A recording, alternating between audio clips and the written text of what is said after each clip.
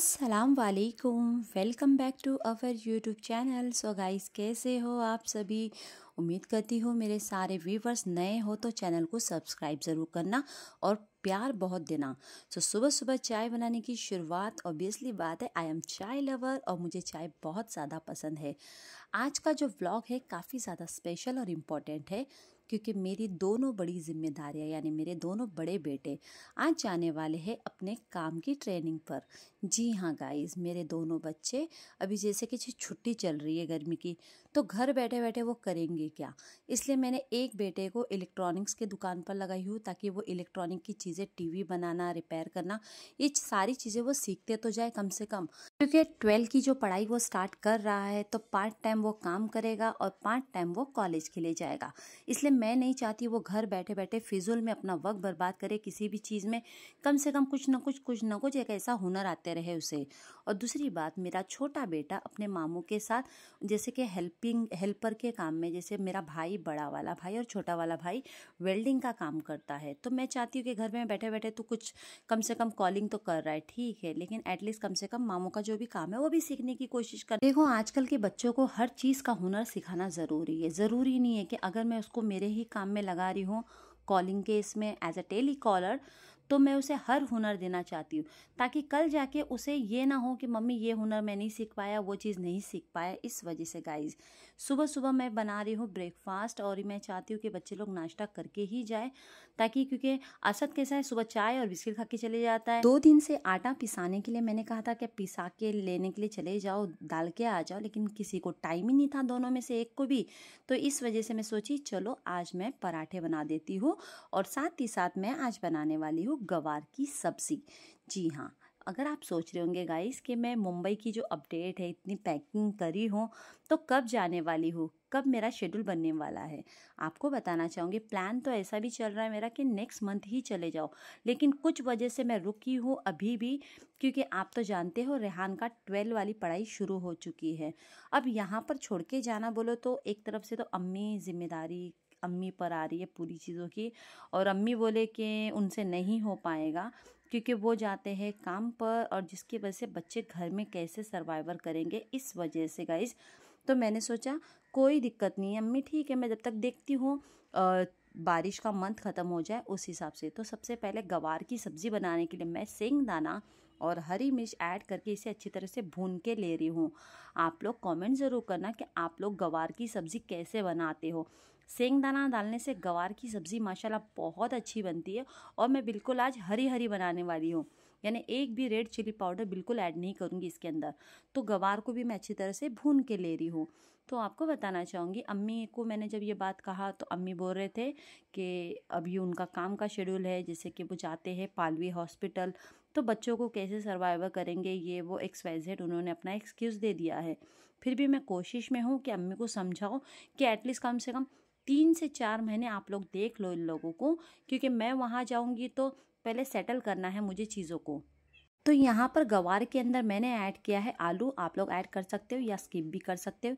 ये ऑयल मैंने जो वड़ा पाव बनाई थी बीच में वड़ा, तो उसका ऑयल है, मैंने साइड में रख दिया था इसे एक शीशी के अंदर।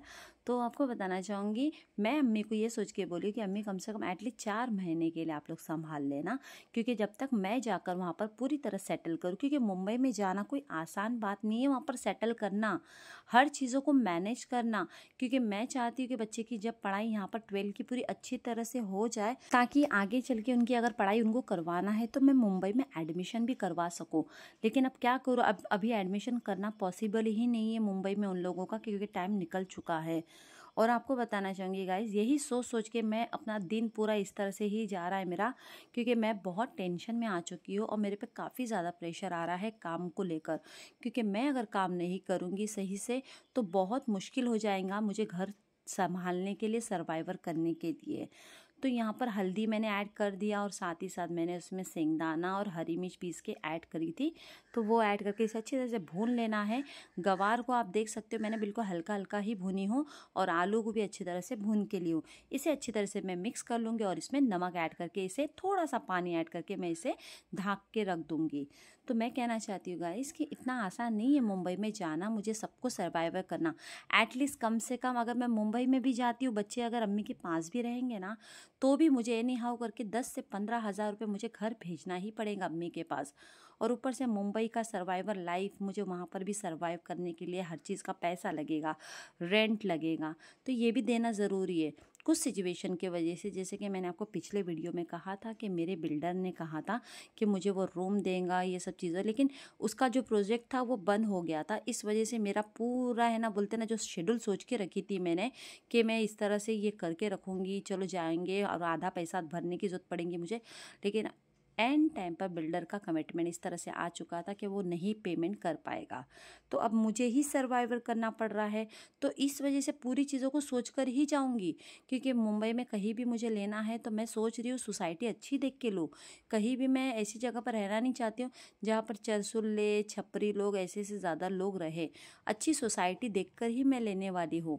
और गाइस, मैं बहुत पूरी कोशिश में हूँ कि अगर अल्लाह के करम से अम्मी संभाल लेंगे 4-5 महीने बच्चों को यहाँ पर, तो मैं अच्छी तरह से पूरा क्लियर करवा सकती हूँ, क्योंकि पैसा आना शुरू होगा तो ही बच्चों की चीज़ें चलेंगी। सिर्फ 4-5 महीने की बात है, ऐसा तो मैं छोड़ के जाना भी नहीं चाहती हूँ गाइस। आप लोग तो जानते हो कि मैं अपने बच्चों को कहीं नहीं जाती छोड़कर, लेकिन क्या करूँ, अब मजबूरी ऐसे आई है, काम का शेड्यूल है।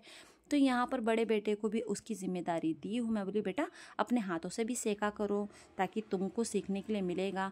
और यहाँ पर रेहान ब्रेकफास्ट कर रहा है। सब्ज़ी देखो कितनी थोड़ी सी लिया है, अगर इसकी जगह बर्गर पिज़्ज़ा होता ना कितना खा लेता था।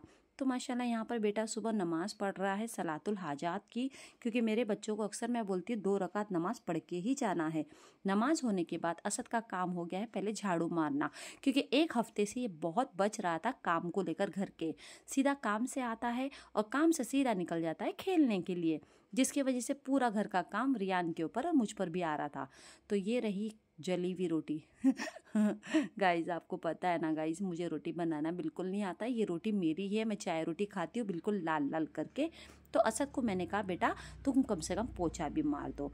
तो यहाँ पे नाश्ता करते करते मेरी जो माओ है, मेरा जो भालू है सफ़ेद सफ़ेद, उसके साथ मैं खेल रही हूँ। अब रेहान का टाइम हो गया है जाने का। 10:40 में रेहान को घर से निकलना ही पड़ता है, क्योंकि वहाँ पर शॉप पर बैठने के लिए इसे जल्दी बुलाया जाता है। तो मैं बोली बेटा बराबर अपना काम बखूबी निभाना और अच्छे से बैठना और समझ के भी और सीख के भी लेना। तो देखते देखते असद के मामू भी आ गए और असद निकल गया है। आई होप सो कि आपको पूरी वीडियो समझ में आएंगी, तो चैनल को लाइक शेयर सब्सक्राइब जरूर करना।